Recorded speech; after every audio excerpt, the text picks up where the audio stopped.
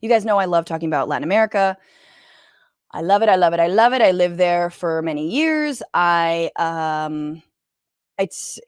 can't believe we don't talk more about the region, because especially when MAGA is suddenly El Salvador. A ver. This is good old Benny Johnson, just some fucking never ate pussy ass face who, like, I guess is a big right winger. I don't give a shit. I don't know you, dog. Just come out of the closet and live your fucking truth, or, give head. You know what I'm saying? One of the two. Point of this is Benny Johnson tweeting, Don Jr. Tucker based Mike Lee. Base Mike Lee? Like, what the fuck? Matt Gaetz and more are in attendance at the inauguration of President Bukele of El Salvador. There they are. There's, oh God. Look at Kimberly Guilfoyle looking like the most haunted doll. There's Matt Gaetz with his, definitely willing wife, all consensual. There's Tucker Carlson. Where's Matt Gaetz' son? What's that dude's name? Nestor? I guess he's not Salvadoran, but MAGA went hard. Now, I know what you're saying. Wait a minute. I thought MAGA was all about America first. Why are they going, abroad? Why are they doing interviews with Vladimir Putin and Viktor Orban and now Bukele of El Salvador? Why is Tucker there? It's because they're the globalists. It's because they are very, very fucking erect for dictators around the world. And what I mean, like, very erect, I mean, it's just like, small. But so here they are, very excited for Bukele. Now, Bukele is the, like, 42-year-old crypto bro president of El Salvador who has basically rejiggered the entire electoral system to allow, and gone over the Constitution to allow himself to run again. Re-election is illegal in El Salvador. You cannot be reelected as president in order to avoid, again, open corruption. He has skirted that. He's found a way to do that, in part with how he consolidated power when he came to power. And there was look, he came to power the way a lot of dictators have come to power, which is the two parties who run a particular political system ain't doing shit. And he runs on I'm different, I'm an outsider, and vote for me. I'm going to be, your guy. And so people are like, okay. Crypto has delivered nothing to Salvadoran people except for a bunch of fucking white guys named Chad who, like, want to pay in crypto for their, pupusas. But other than that, it has not delivered. It also might be a massive funnel laundering scheme, for drug money. So cool, because we needed that. But the other thing that he's done, and this is, I think there are some people who are hearing my voice who might actually agree with some of the things Bukele has done. He has cracked down with the mano duro, so to speak, or mano dura, la mano, on so-called crime and so-called gangs and whatnot. So you've seen the pictures of men with their shaved heads sitting in, like, their underwear, knee to back, as they were rounded up from their communities, whether or not they were involved in gang activities, and just summarily and, swept. Talk about a sweep. Talk about stop and frisk. I mean, this is just everyone to jail. Some Salvadorans are like, things are better now. Turns out when you lock everyone up, there's nobody left on the street. So this is good. So that is where he is winning with the people of El Salvador. At least the people who are not actually locked up. Those people we're not hearing from because they're in a jail. They're in prison somewhere. Whether or not they are guilty or innocent. So MAGA fucking loves this. MAGA loves Bukele. And so here is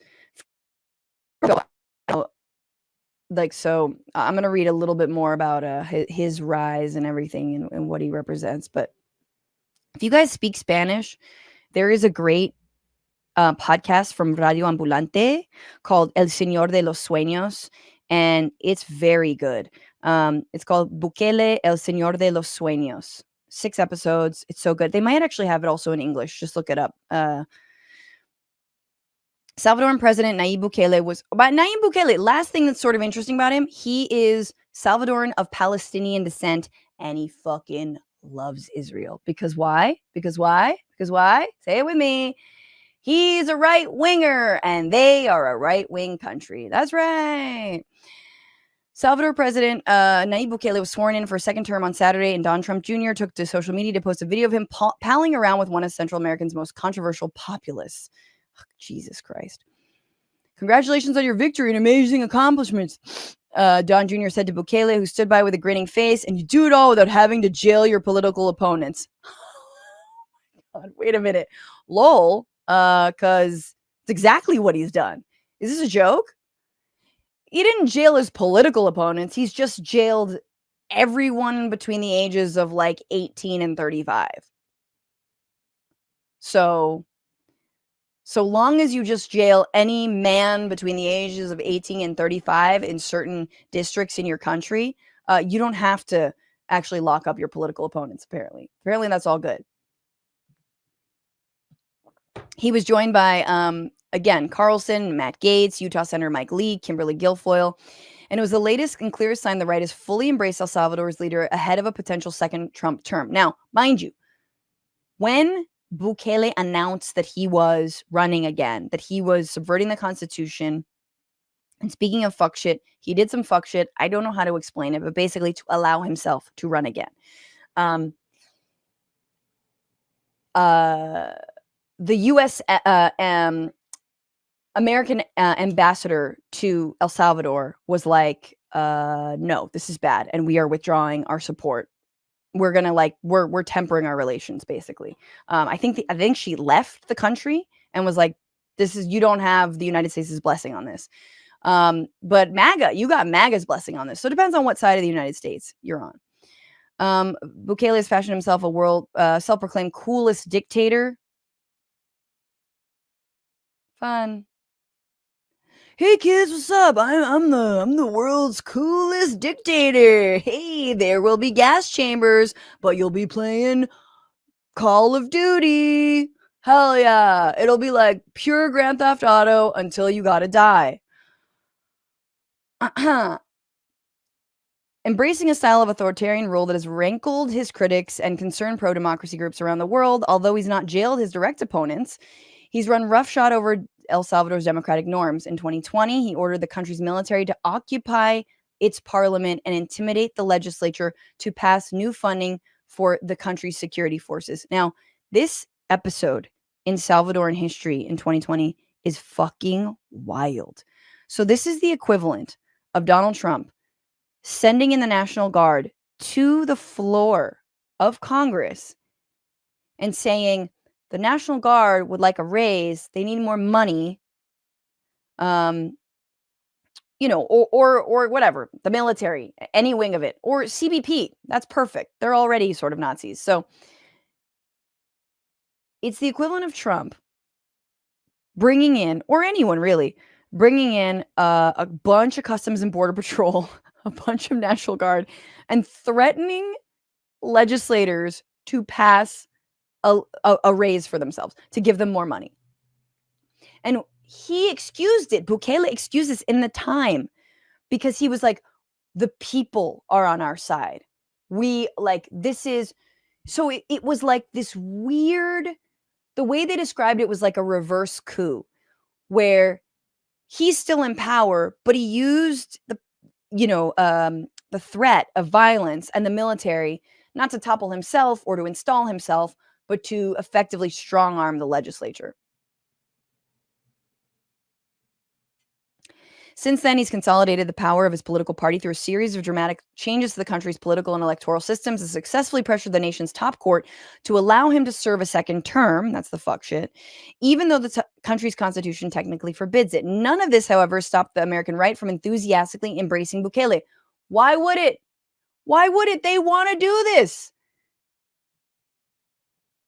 Marco Rubio visited Bukele in 2023 and came away praising him for having brought freedom to the country. Like, I'm telling you, people, what's so funny about this shit is for weeks now, the right has been like, this is a banana republic. Oh my God, how dare you hold Donald Trump accountable for his financial crimes? Like, this is a banana republic. Meanwhile, they're visiting an actual banana republic, excuse the turn of phrase, in a place where there is, I mean, I guess to Bukele's credit, not US installed dictator, very much a homegrown dictator. So, hey, progress, I guess.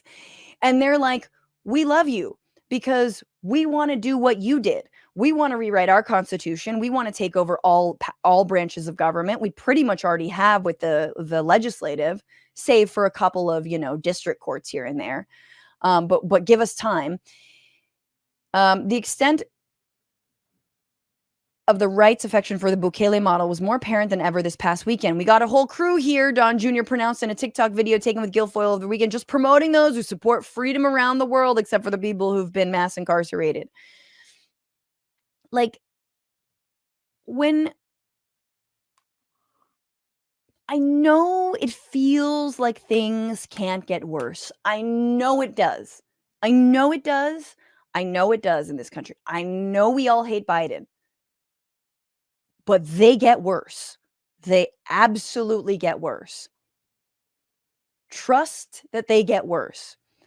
When folks who are, let's say, using fentanyl, wittingly, unwittingly distributing drugs, when those folks are locked up instead of assisted, helped, like, that is how things get worse.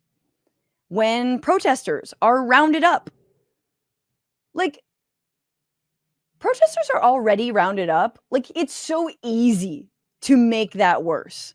You know what I'm saying? It's so easy to turn a misdemeanor into a felony. We're seeing it across the country. We talked about it on the show.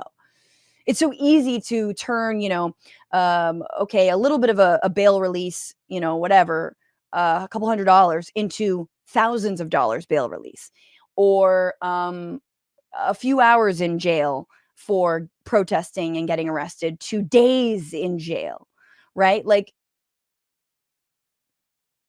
it gets worse. I'm sorry. It gets worse. Hungary's worse. El Salvador, worse.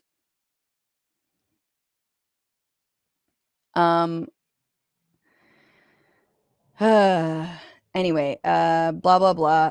The other thing that's so crazy about this election in El Salvador that just happened in February is that for the first time, they allowed expat or not expats, people who are living abroad, Salvadorans living abroad, overseas, basically absentee voters, to vote virtually, which is wild. And I think, what was it, in the first hours of voting, 12 more times of Salvadorans had voted than in previous elections. Now, I don't think the journalists who are doing this podcast are claiming that there's rampant abuse and fraud, but they're not claiming that. But basically, Bukele created an app to vote in the Salvadoran elections.